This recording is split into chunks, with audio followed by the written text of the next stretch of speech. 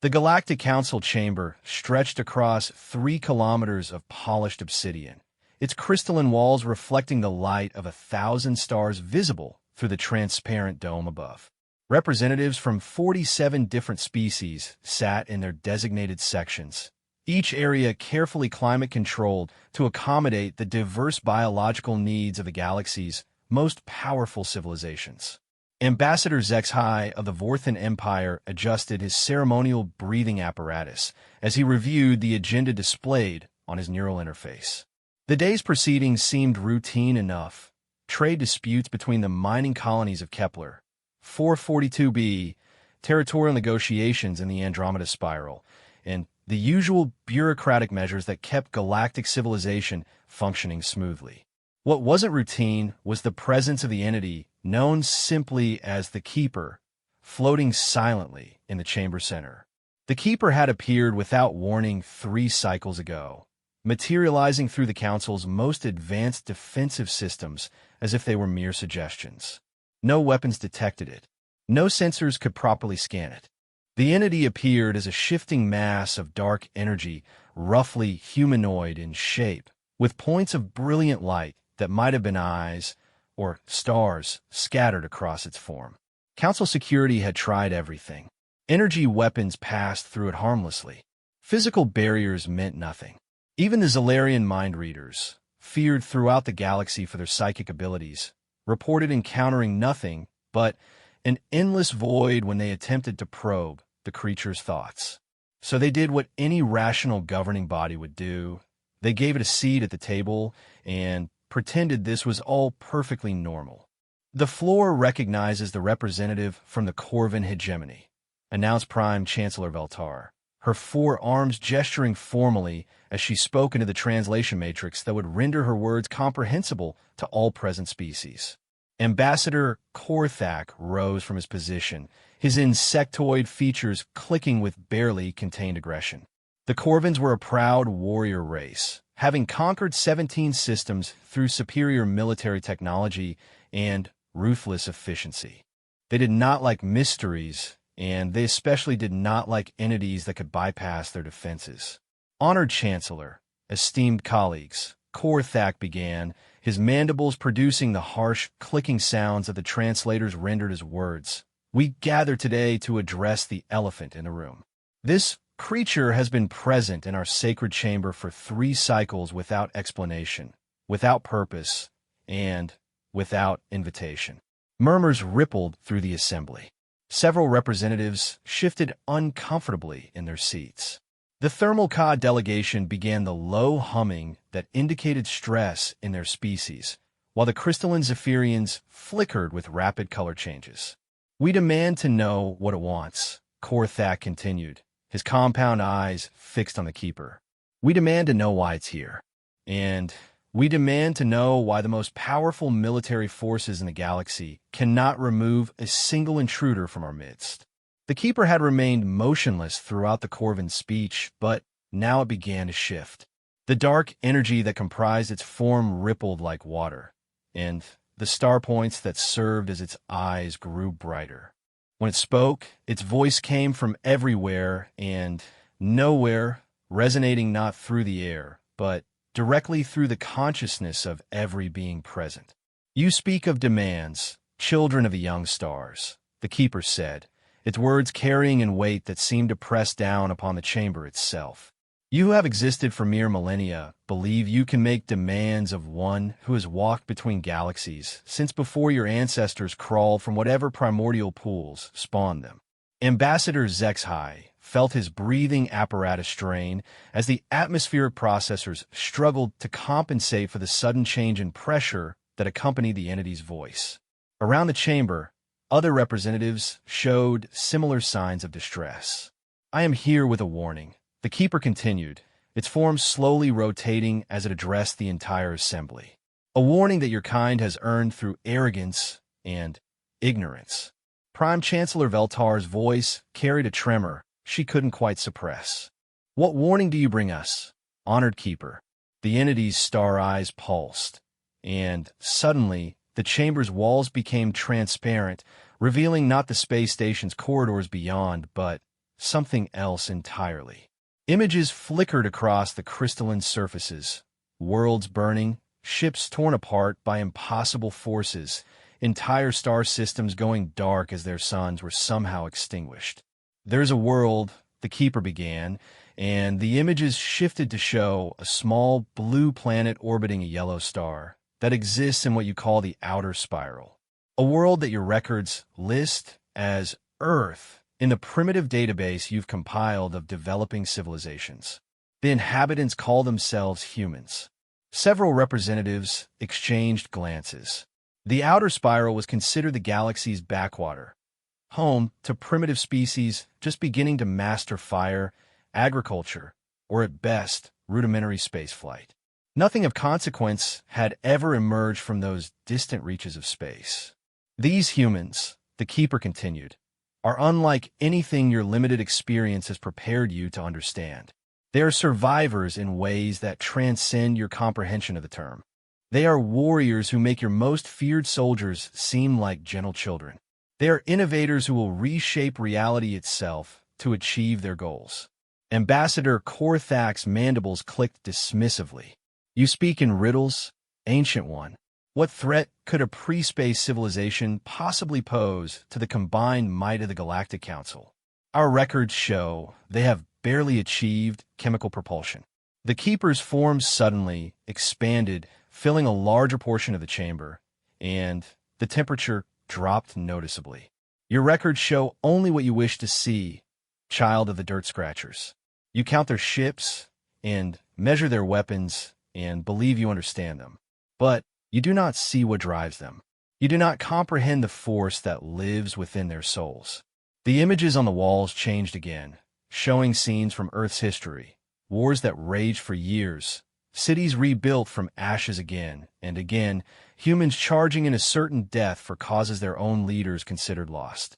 Ships sailing into unknown oceans despite knowing that monsters might lurk beneath the waves. Explorers walking into frozen wastelands where no human had ever survived simply because someone said it couldn't be done. They're a species that looks at the impossible and sees merely another challenge to overcome. The Keeper said, its voice now carrying harmonics that made several representatives clutch their heads in pain. They are creatures who will face extinction before they accept defeat. They are beings who have turned their own capacity for suffering into a weapon that can tear apart the foundations of reality. The chamber fell silent, except for the labored breathing of various species, trying to process what they were hearing. Finally, Prime Chancellor Veltar found her voice. "What exactly are you warning us against, Keeper? Are you saying this? Earth poses some future threat to galactic stability." The Keeper's laugh was like the sound of dying stars. "Future threat? Oh, children of the shallow waters, you still do not understand. I'm not warning you about what humans might become. I am warning you about what they already are." The images shifted once more, and now they showed something that made every military representative in the chamber lean forward in their seats. Human ships, but not the primitive chemical propulsion vessels their intelligence reports had documented. These were sleek, angular craft that moved through space with impossible grace. They were already out there, somewhere beyond the Council's monitored space. "My warning is simple," the Keeper said, its form beginning to fade slightly, as if it were preparing to depart. "Never challenge Earth. Never threaten their world. Never give them a reason to turn their attention toward you. Because if you do, if you wake the sleeping dragon that is humanity's true nature, then all your mighty fleets, all your advanced technology, all your proud civilizations will be nothing more than obstacles for them to overcome." Ambassador Korthak stood again, his warrior pride finally overcoming his growing unease. "You speak of a primitive species as if they were gods. We are the Corvin hegemony. We have conquered 17 star systems. Our battle fleets are the terror of 3 galactic arms." The Keeper turned its attention fully toward the Corvin representative, and Korthak felt something cold and vast focusing on him like a predator selecting its prey. "The humans have a saying," the Keeper said softly, its voice now barely above a whisper, but somehow more terrifying than its earlier thunderous pronouncements. They say that it is better to be a warrior in a garden than a gardener in a war. The entity paused, letting the words sink in before continuing. You, little conqueror, have spent your entire existence being a gardener who believes himself a warrior. When the humans come, not if, but when, you will learn the difference. And with those words, the keeper simply vanished, leaving behind only empty space and a chamber full of representatives who suddenly found themselves questioning everything they thought they knew about their place in the galaxy. In the silence that followed, no one noticed the small human observation probe that had been recording everything from its position in the asteroid belt of a nearby system, or the message it was already transmitting back to a seemingly primitive blue planet in the outer spiral. The warning had been given, but, as with most warnings, those who needed to heed it most were the least likely to listen. 3 months after the Keeper's warning, life in the Galactic Council had returned to what most representatives considered normal. The entity had not reappeared, and the unsettling prophecy about humanity had been filed away in the vast bureaucratic archives that recorded every paranormal occurrence, unexplained phenomenon, and administrative oddity that crossed the Council's path. Ambassador Korthak sat in his private quarters aboard the Corvin military station Bloodclaw's Fong, reviewing intelligence reports that his analyst had compiled about the human homeworld. The data was frustratingly sparse and contradictory. Long-range scans confirmed a technologically developing civilization, but the energy signatures didn't match any known progression patterns. Commander, he called to his aide, a younger Corvin whose mandibles bore the ritual scars of 7 victorious campaigns. What did our deep space reconnaissance find in the outer spiral? Commander Zixek approached with the careful precision that marked all Corvin military personnel. Sir, the reports are unusual. Our stealth probe was able to approach the human system undetected and conduct detailed scans. And what did you find? According to all our instruments, Earth shows exactly what we expected, a primitive civilization with basic satellite technology, chemical rockets, and radio communications. Population approximately 8 billion individuals engaged in typical pre-space activities. Korthak's compound eyes clicked with satisfaction. Excellent. So the ancient entity was simply attempting to intimidate us with ghost stories. But Zixek's posture suggested there was more to report.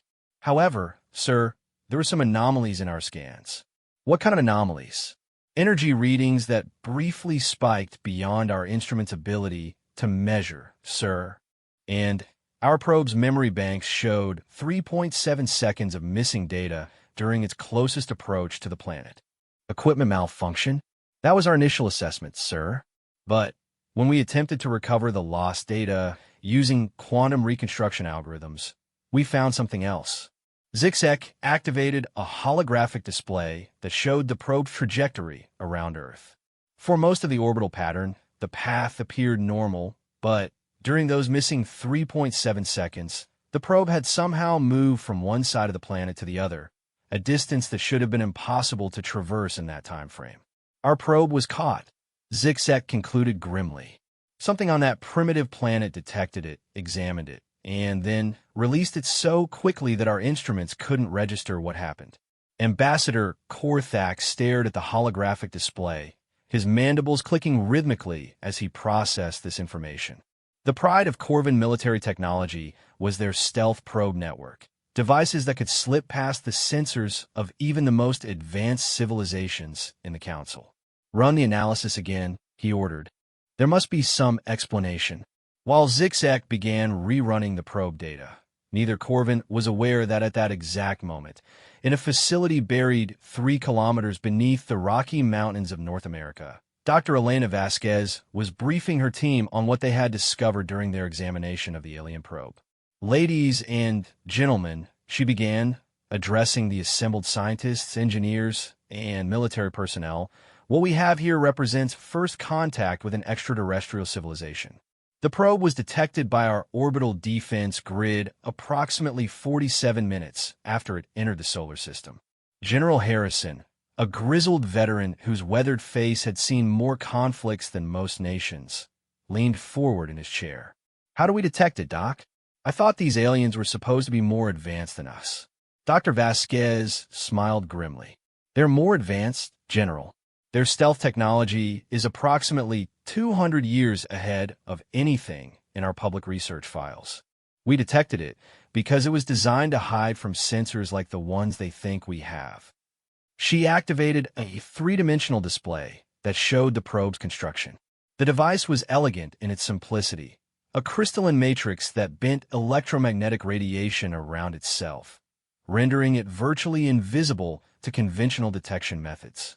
The problem, she continued, is that our detection grid doesn't use conventional methods. Project Looking Glass has been operational for 15 years, using quantum entanglement sensors that monitor space-time distortion rather than electromagnetic signatures. The room fell silent as the implications sank in.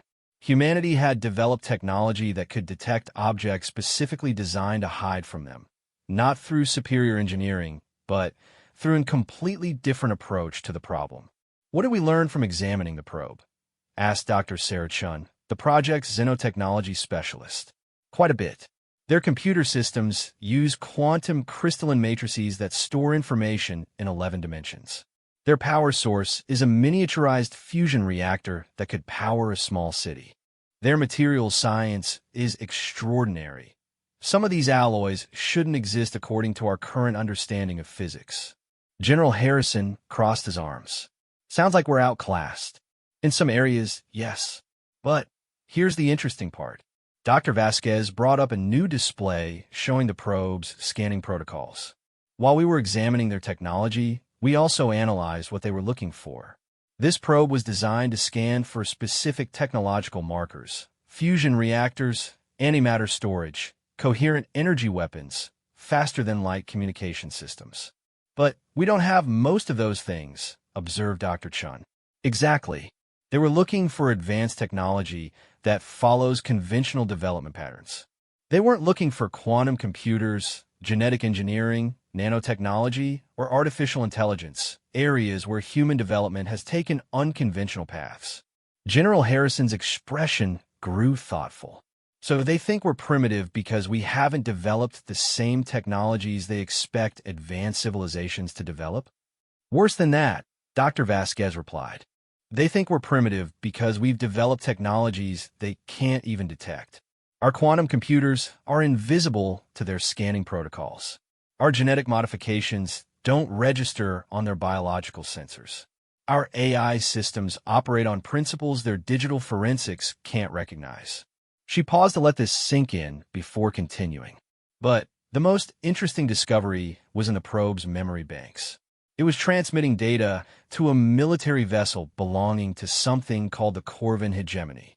The same Corvin hegemony that, according to the probe's databases, has conquered 17 star systems through superior military technology. The room's temperature seemed to drop several degrees as the assembled personnel realized what this meant. They're military scouts, General Harrison stated flatly. It appears so, and based on the data streams we intercepted, they're not just studying us out of scientific curiosity. They're conducting a threat assessment. Dr. Chun raised her hand. What kind of threat could they possibly think we pose? According to you, their technology is centuries ahead of ours in most areas. Dr. Vasquez's smile was neither warm nor reassuring. That's the problem, Dr. Chun. We don't know what they think we are, but we know what they're wrong about. They think they're observing a primitive civilization that poses no threat to galactic stability. They have no idea that while they were scanning us, we were reverse engineering their technology. She brought up a final display that showed technical schematics. In the 37 minutes we had to examine their probe, our AI systems were able to map their computer architecture, decode their databases, and identify 17 critical vulnerabilities in their defensive systems. We also managed to plant a small quantum virus in their memory banks that will activate if they attempt any hostile action against Earth. General Harrison leaned back in his chair, his expression grim. So we're in a situation where they think we're helpless and, we know enough about them to be dangerous. That's not a stable situation. No, it's not, Dr. Vasquez agreed. Especially since the probe's databases contained recordings of something called the Galactic Council, where an entity known as the Keeper specifically warned them never to challenge Earth. And how did they respond to that warning? Dr. Vasquez pulled up the recorded conversation from the council chambers, translated into English by their quantum computers. As the team listened to the Keeper's warning and the dismissive responses from various council members, the room grew increasingly tense. When the recording ended, General Harrison was the first to speak. So we have an ancient entity, something that terrifies the most powerful civilizations in the galaxy, telling them to leave us alone. And their response is to send military reconnaissance probes to assess our threat level. That about sums it up. Dr. Chun raised another concern. What happens when they realize their probe was compromised? Based on what we learned about Corvin psychology from their databases, they'll probably assume it was a technical malfunction rather than admit their technology was defeated by a primitive species. General Harrison stood up, his decision made. Dr. Vasquez, how long would it take us to build countermeasures for their weapons systems? Based on the schematics we recovered, approximately 6 months for basic defensive measures, 18 months for a full military response capability. And how long before they realize we're not what they think we are? Dr. Vasquez consulted her data displays one final time. Unknown, sir. But if they follow standard Corvin military doctrine, they'll want to conduct a show of force before attempting any conquest. They'll want to demonstrate their superiority and demand our surrender. How long do we have? Best estimate? 12 to 15 months before they arrive with a full battle fleet. General Harrison nodded grimly. Then, we'd better get to work. Because apparently, the galaxy just declared war on humanity without realizing it. As the meeting dispersed and teams began implementing emergency protocols, none of them noticed the small quantum fluctuation in the facility's power grid, a fluctuation that transmitted everything they had discussed to a monitoring station on the far side of the moon, where other humans had been preparing for this moment for much longer than anyone on Earth suspected. 8 months had passed since the probe incident, and Ambassador Korthak stood on the command bridge of the Worldbreaker, the pride of the Corvin Imperial Fleet. Around him, 47 vessels of various sizes formed the largest military expedition the Corvin hegemony had ever assembled for what their analysts considered a routine primitive world pacification. Status report, Korthak commanded, his mandibles clicking with anticipation. Captain Vortak, a seasoned warrior whose carapace bore the scars of 14 successful campaigns, approached with the confident stride of someone who had never faced defeat. All vessels report ready for combat operations. Ambassador. Our fleet includes 12 Dreadnought-class battleships, 23 heavy cruisers, and 12 support vessels. Total complement, 47,000 warriors. And our intelligence on the human defensive capabilities? Essentially non-existent, sir. Long-range scans continue to show a primitive civilization with basic chemical propulsion and radio communication. No evidence of energy weapons, defensive shields, or space-based military installations. Korthak's compound eyes gleamed with satisfaction. This would be a glorious addition to his military record, the conquest of an entire species with minimal resistance. After the campaign, he would return to the Council as a hero, and perhaps the other member species would finally show the Corvin hegemony the respect they deserved. How long until we reach their system? Approximately 6 hours until we drop out of hyperspace at the edge of their solar system. What Ambassador Korthak didn't know was that his fleet had been detected the moment they entered hyperspace 8 days earlier.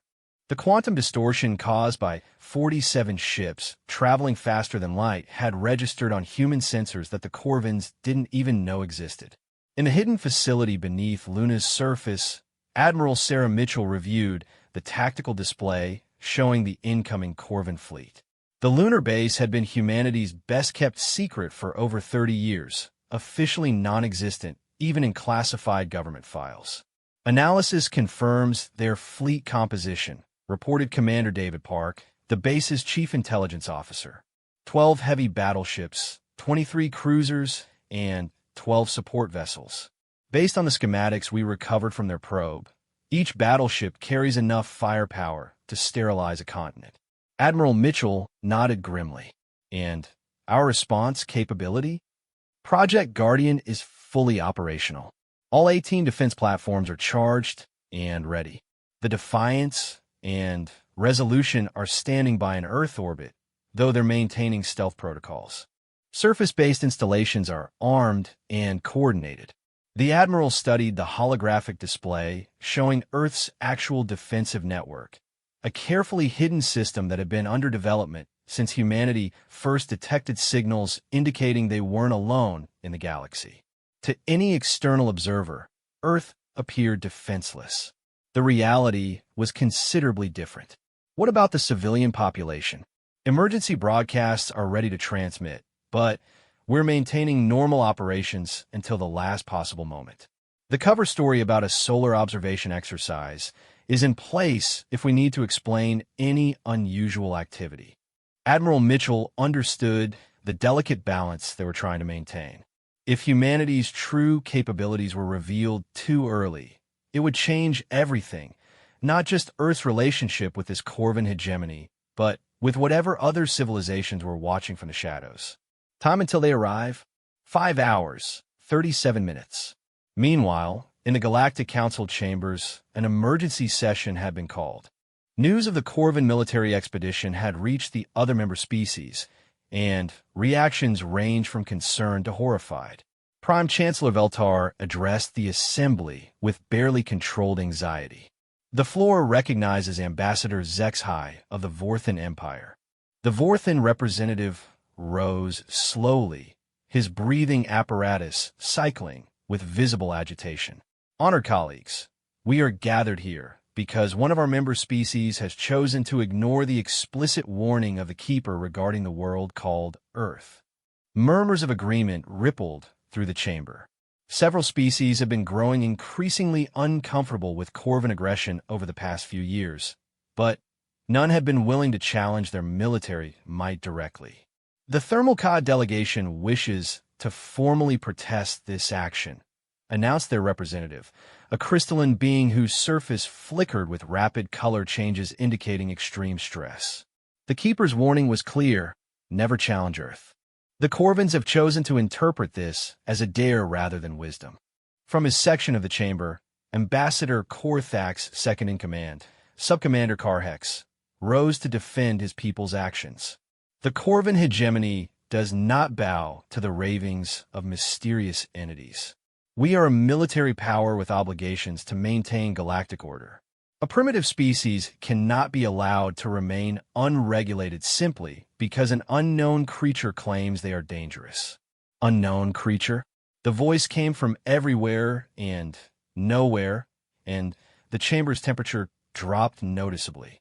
The Keeper had returned. The entity materialized in the center of the chamber, its dark energy formed more agitated than before. The star points that served as its eyes pulsed with rhythms that hurt to observe directly. I gave you a warning, children of the shallow seas, the Keeper said, its voice carrying harmonics that made several representatives clutch their heads in pain. I told you never to challenge Earth, and yet your warriors even now approach their system with weapons raised and conquest in their hearts. Subcommander Karhex found his courage and stood to face the entity. We are not children to be frightened by your theatrics, Ancient One. We are the Corvan hegemony, conquerors of 17 star systems. Whatever these humans possess, it cannot stand against our military might. The Keeper turned its attention toward the Corvan representative, and Karhex immediately regretted speaking. Your pride will be your destruction, warrior of the Dirt Scratchers. But not just your destruction, you have doomed others as well. The chamber's walls became transparent again, showing images that made every representative lean forward in their seats. They could see the Corvan fleet approaching Earth's solar system, but they could also see something else, energy signatures that didn't match anything in their databases. What are we looking at? Prime Chancellor Veltar asked, her voice barely above a whisper.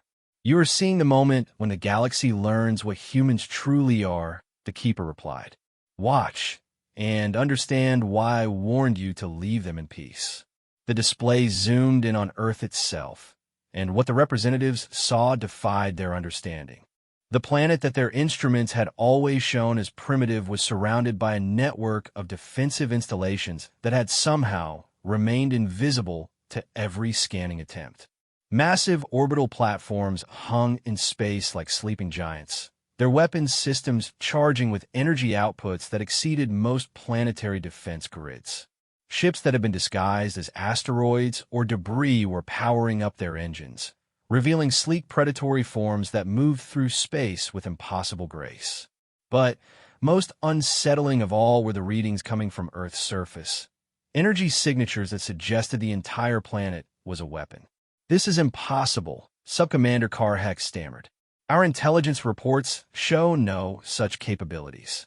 Your intelligence reports show exactly what the humans wanted you to see, the Keeper replied, its voice now carrying what might have been amusement.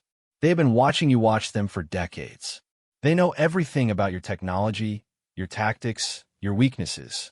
And now they are about to demonstrate why I warned you never to challenge their world.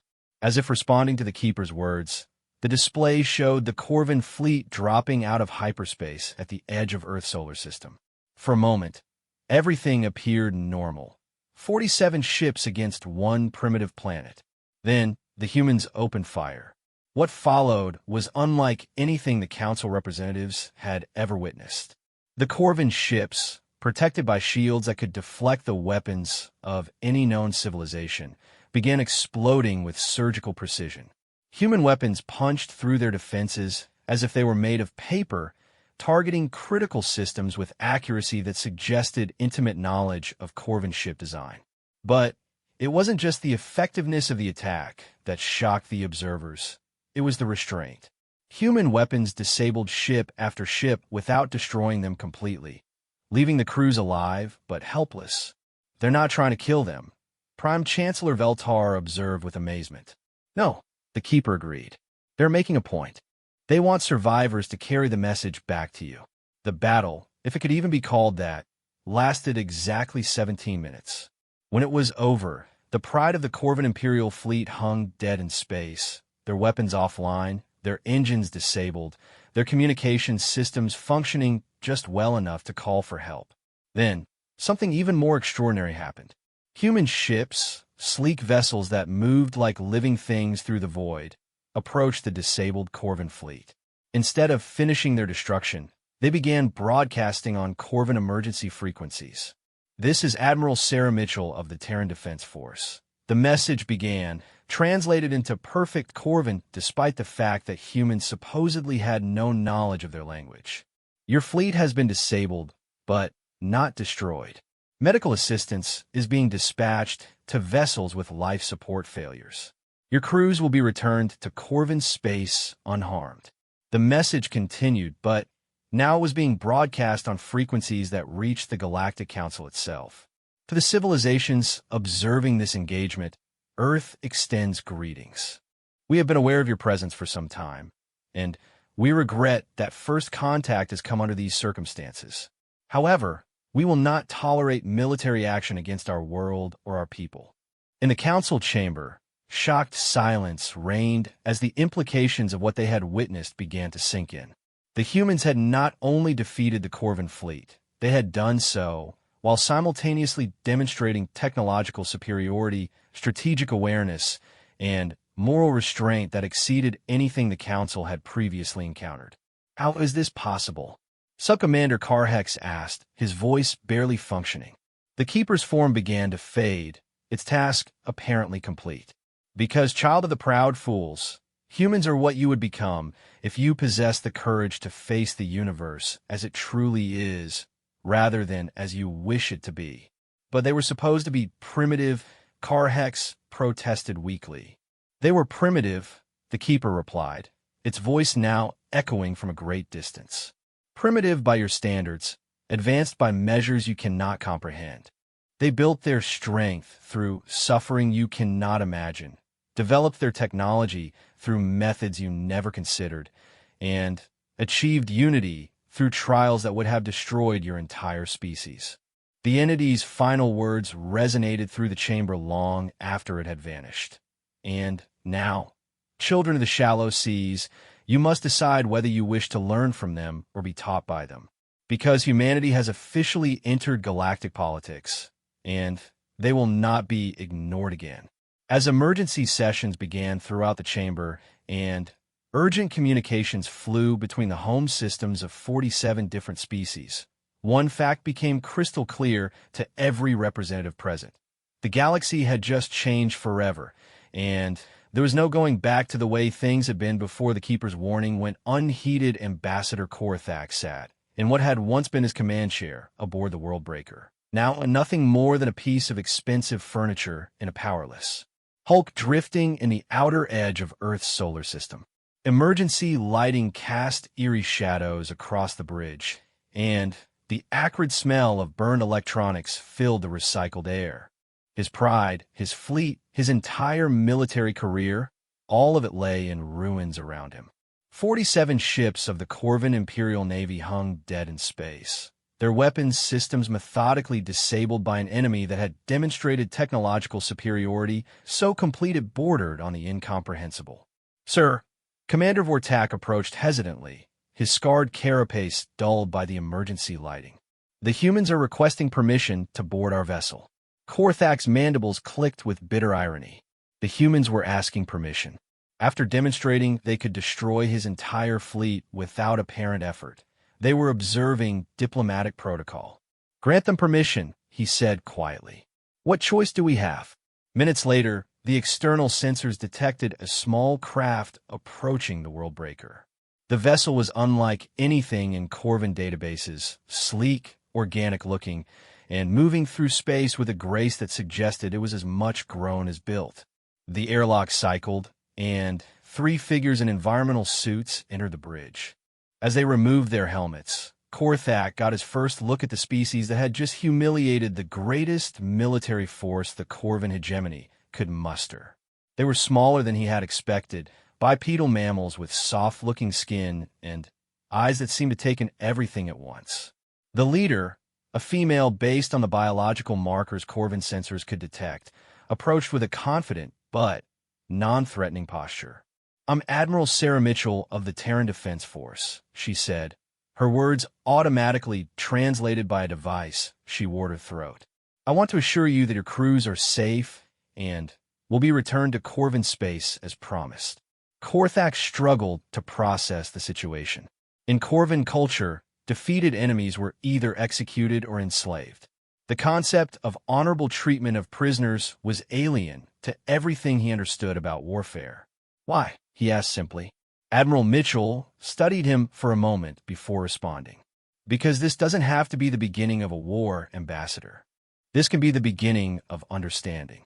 She gestured, and one of her companions activated a holographic display showing the tactical engagement that had just concluded. Korthak watched in fascination and horror as the battle was replayed from the human perspective. "Your fleet was detected 8 days ago when you entered hyperspace," Admiral Mitchell explained. "We've been tracking your approach and analyzing your ship configurations since then. Every vessel in your fleet was comprehensively scanned and assessed before you arrived." The display showed the moment of engagement from multiple angles. Korthak could see now how precisely the human weapons had been targeted, disabling power systems without breaching life support, knocking out weapons without destroying the ships themselves. "You could have destroyed us completely," he realized. "Yes, but destruction serves no purpose here. You came to assess a threat and establish dominance over what you believed was a primitive species. Instead, you've discovered that Earth is neither primitive nor defenseless. The question now is what happens next." Admiral Mitchell moved to stand in front of the bridge's main view screen, which still functioned despite the ship's disabled status. Through the transparent aluminum, Earth hung like a blue jewel against the star field. Your people made an assumption based on incomplete information, she continued. You saw a planet with basic radio communications and chemical propulsion and concluded we were centuries behind your technology. But technological development doesn't always follow the same path.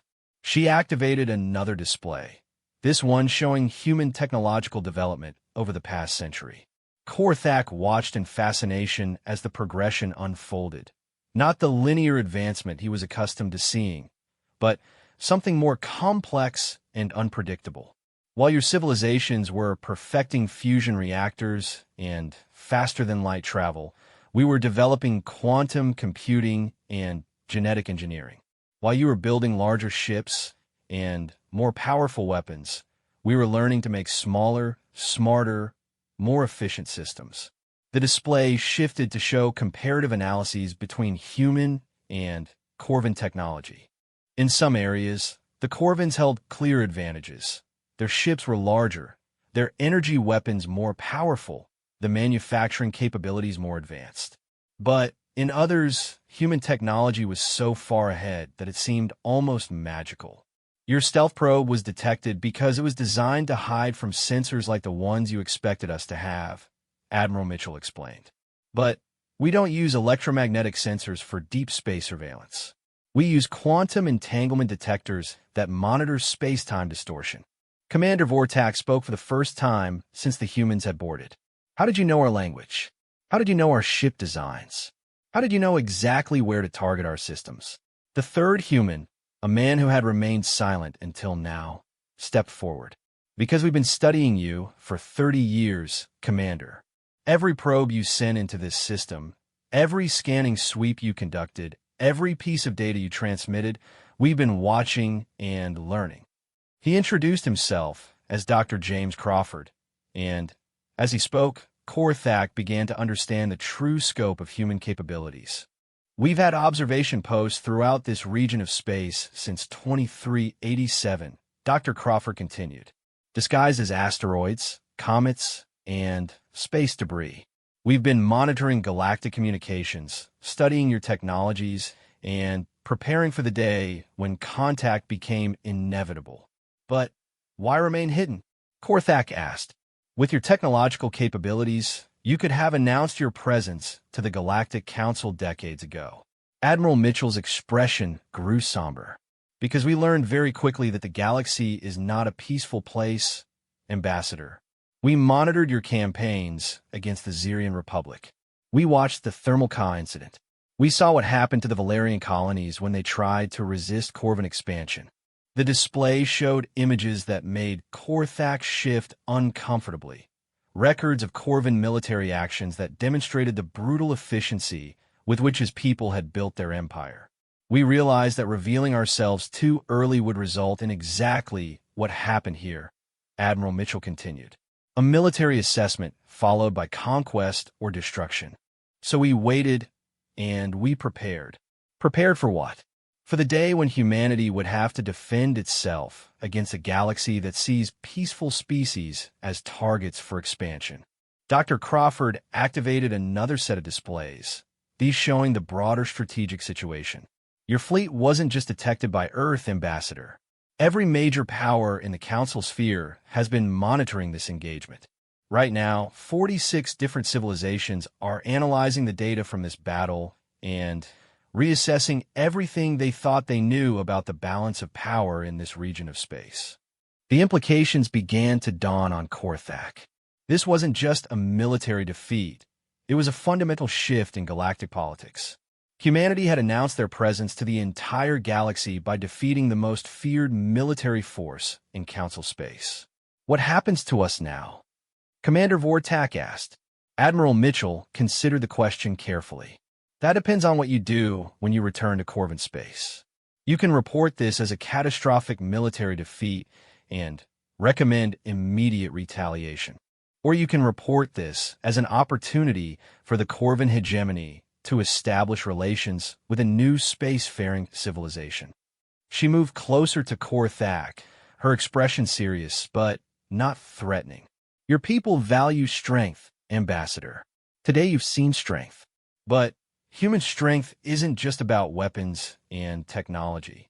It's about choosing when to fight and when to show mercy. It's about turning enemies into allies when possible. Korthak's mandibles clicked slowly as he processed this. In his culture, strength was demonstrated through conquest and domination. The idea that mercy could be a form of strength was alien to everything he had been taught. The Keeper warned the Council never to challenge Earth. Admiral Mitchell continued. Now you understand why. Not because we would destroy any fleet that threatened us, though we could, but because we have the capability to change the fundamental nature of galactic civilization. She gestured toward the view screen where Earth continued to hang peacefully in space. We're offering the galaxy a choice, Ambassador. Continue the cycle of conquest and domination that has characterized interstellar politics for millennia, or join us in building something better. Dr. Crawford stepped forward with a datapad. These are our formal diplomatic credentials, along with a comprehensive technological exchange proposal. We're prepared to share certain human innovations with species that demonstrate a genuine commitment to peaceful coexistence. Korthak stared at the device, understanding that he held in his hands the power to reshape not just human-Corvan relations, but the entire structure of galactic civilization. Why, he asked again. Why offer alliance to those who came to conquer you? Admiral Mitchell smiled, and for the first time since the engagement began, Korthak saw something in her expression that reminded him of the entity called the Keeper, an ancient wisdom that seemed to transcend the immediate situation. Because, Ambassador, that's what humans do. We turn our enemies into our allies. We transform conflict into cooperation, and we never accept defeat as permanent. It's what makes us human. She moved toward the airlock, then paused to look back at the two Corvan officers. Your ships will be repaired and supplied for the journey home. Your crews will receive full medical attention. And when you return to the Council, you'll carry with you proof that Earth seeks peace, but is prepared for war. As the humans departed, leaving Korthak alone with his thoughts, and the most important decision in Corvan history, he realized that the Keeper had been right about everything. Humanity was indeed unlike anything the galaxy had encountered before. The question now was whether the galaxy was ready to learn from them, or whether it would force them to become teachers through example rather than choice 6 months after the battle that would become known throughout the galaxy as the Earth demonstration. The Galactic Council Chamber hosted the most significant diplomatic gathering in its 3,000-year history. Representatives from all 47 member species were present, along with delegations from 12 non-aligned civilizations that had requested observer status for this historic occasion. For the first time since the chamber's construction, additional seating had been installed to accommodate the unprecedented attendance. But the focus of every being present was directed toward a simple podium at the center of the chamber, where Ambassador Elena Vasquez of the newly recognized Terran Republic would address the assembled representatives of galactic civilization. Prime Chancellor Veltar called the session to order, her forearms trembling slightly as she spoke into the translation matrix. The Council recognizes the representative of Earth, Ambassador Vasquez, who will present humanity's formal address to the galactic community. Elena Vasquez rose from her seat with the calm confidence that had made her the obvious choice to serve as humanity's first galactic ambassador. A former physicist turned diplomat, she had spent the past 6 months in intensive preparation for this moment, studying the political dynamics of 47 different civilizations, while helping to craft humanity's response to their sudden emergence onto the galactic stage. Honored representatives, esteemed colleagues, she began, her words automatically translated into dozens of languages by the Chamber's advanced systems. I stand before you today not as a conqueror or a supplicant, but as a representative of a species that seeks to contribute to the betterment of all galactic civilization. She paused, allowing her words to sink in, then activated a holographic display that filled the center of the chamber. The image showed Earth as it truly was, not the primitive world that Council intelligence had reported, but a thriving planet whose population had achieved something unprecedented in galactic history. For the past century, humanity has been preparing for this moment, she continued.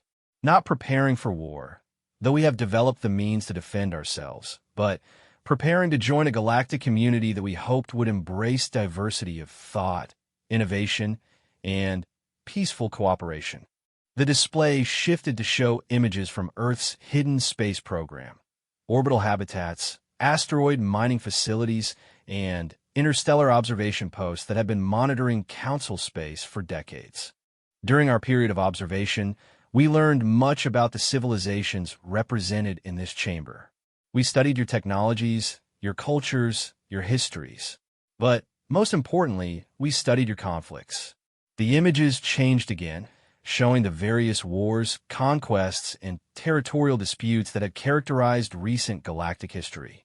Several representatives shifted uncomfortably as their species' military actions were displayed with clinical precision. We observed a galaxy where strength was measured by the ability to dominate others, where technological advancement was primarily directed toward military applications, and where diplomatic solutions were often considered signs of weakness. Ambassador Zexhai of the Vorthan Empire raised one of his breathing apparatus tubes in a gesture that indicated a desire to speak. Ambassador Vasquez, are you suggesting that the Council's approach to interstellar relations has been somehow deficient? Elena smiled diplomatically. I'm suggesting, honored ambassador, that there may be alternative approaches that benefit all parties involved. Earth's proposal to this Council is not a criticism of your methods, but an offer to explore new possibilities. She gestured, and the display changed to show Earth's technological development over the past 2 centuries. Unlike the linear progression typical of most spacefaring civilizations, human advancement appeared chaotic, unpredictable, and impossibly rapid in certain areas. Humanity developed differently than most species, Elena explained. While you were perfecting established technologies, we were exploring entirely new paradigms. While you were building bigger ships, we were learning to make smaller, more efficient systems. While you were developing more powerful weapons, we were creating technologies that make conflict unnecessary. The display showed examples that made several representatives lean forward in their seats. Medical technologies that could regenerate lost limbs, agricultural systems that could feed billions while using minimal resources, energy generation methods that produced no waste or pollution. But our greatest achievement, Elena continued, was not technological. It was social. Humanity has achieved something that the galaxy has never seen: a unified global government that maintains cultural diversity while eliminating large-scale conflict. This caused a stir throughout the chamber. The idea of a species achieving unity without conquest was so foreign to most representatives that they struggled to comprehend it. Subcommander Carhex of the Corvin delegation, who had returned from Earth bearing Ambassador Korthak's recommendation for diplomatic engagement, spoke up. How is such unity possible without subjugation of weaker groups? Through a concept we call complementary cooperation, Elena replied. Instead of viewing differences as threats to be eliminated, we learn to see them as strengths to be utilized. Our global government doesn't rule over diverse cultures. It coordinates their unique contributions toward common goals. She activated a new display showing Earth's governmental structure, which resembled nothing any council species had ever encountered. Instead of hierarchical dominance systems, it showed an interconnected network where authority flowed based on expertise and need rather than military or economic power. This approach allowed us to solve problems that have plagued galactic civilization for millennia, Elena continued. Resource scarcity, territorial disputes, technological stagnation, cultural conflicts. These issues become opportunities for innovation when approached through complementary cooperation rather than competitive dominance. From his position in the chamber's upper gallery, the entity known as the Keeper materialized without warning. Several representatives flinched as the ancient being's presence filled the space with its familiar aura of vast age and incomprehensible knowledge. The child speaks wisdom, representatives of the shallow waters, the keeper said, its voice resonating through the chamber. Humanity has achieved what you have considered impossible because they faced truths you have chosen to ignore. Elena showed no surprise at the keeper's appearance, suggesting that humanity had been in contact with the entity for some time. The keeper has served as an informal advisor during our preparation for galactic contact, she explained. Its perspective on the long-term development of galactic civilization has been invaluable. This revelation sent shockwaves through the chamber. The mysterious entity that had terrified council representatives for cycles had been working with the humans. Prime Chancellor Veltar found her voice. What truths are we supposed to have ignored, Keeper? The ancient being turned its attention toward the Chancellor, and its response carried the weight of eons. That strength without wisdom leads to stagnation. That conquest without purpose leads to decay. That dominance without cooperation leads to extinction. Elena stepped forward, reclaiming the chamber's attention. Earth's proposal to the Galactic Council is simple. The formation of a new alliance based on complementary cooperation rather than hierarchical dominance. Member species would maintain their autonomy while contributing their unique strengths toward common goals. The display showed what such an alliance might look like. Trade networks that benefited all participants, research collaborations that accelerated technological development, conflict resolution systems that addressed root causes rather than symptoms. The benefits of such cooperation have already been demonstrated, Elena continued.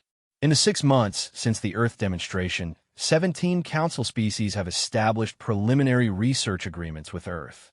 The results have exceeded all expectations. She showed examples that made even the most skeptical representatives take notice. The Thermalka had solved energy production problems that had limited their expansion for centuries. The Vorthan had developed new atmosphere processing techniques that would allow them to colonize previously uninhabitable worlds. Even the Corvins had quietly implemented human-designed efficiency improvements to their manufacturing systems. But the most significant change, Elena said, is not technological. It's philosophical. The species that have embraced complementary cooperation have seen dramatic reductions in internal conflicts, increased innovation rates, and improved quality of life for their populations. Ambassador Korthak, who had been silent throughout the presentation, finally spoke. Ambassador Vasquez, the Corvin hegemony formally requests full membership in any alliance Earth wishes to establish. This announcement stunned the chamber. The most militaristic species in council space was publicly abandoning their dominance-based approach in favor of human-proposed cooperation. The humans defeated our fleet without destroying it, Korthak continued, addressing the assembled representatives. They could have humiliated us, enslaved us, or conquered our worlds. Instead, they offered us partnership. In 6 months of cooperation, the Corvin hegemony has achieved more scientific advancement than in the previous century of conquest. One by one, other species began to voice their support for Elena's proposal. The Thermalka, the Vorthan, the Zephyrians, even several of the more isolationist species expressed interest in exploring this new approach to galactic relations. As the session continued, it became clear that something unprecedented was happening. For the first time in galactic history, species were choosing cooperation over competition, partnership over dominance, innovation over stagnation. The Keeper, still hovering in the chamber's center, turned its attention toward Elena one final time. You have done well, child of the young star. Your species has chosen a difficult path, but one that leads to genuine strength. Elena bowed respectfully toward the ancient entity. We learned from the best teacher possible, honored Keeper. The galaxy itself showed us what doesn't work, which made it easier to develop what does. As the session concluded and species began forming working groups to explore the details of humanity's proposal, the Keeper prepared to depart. But before it vanished, it left the assembled representatives with one final observation. I warned you never to challenge Earth because I knew what you would discover, the ancient being said. Not that humans are unconquerable warriors, but that there's something far more dangerous to your old ways. They're proof that there is a better path forward. And now, children of the shallow seas, you must choose whether to follow that path or be left behind as the galaxy evolves around you. With those words, the keeper vanished, leaving behind a chamber full of representatives who suddenly understood that they weren't just witnessing the emergence of a new species. They were witnessing the birth of a new era in galactic civilization. As Elena Vasquez collected her materials and prepared to begin the most intensive diplomatic negotiations in galactic history, she reflected on humanity's long journey from a hidden observer to the catalyst for galactic transformation. The Keeper had warned the Council never to challenge Earth, but in the end, the greatest challenge humanity presented wasn't military. It was the challenge of proving that there was a better way to live among the stars. And, judging by the enthusiastic discussions already beginning throughout the chamber, the galaxy was finally ready to learn.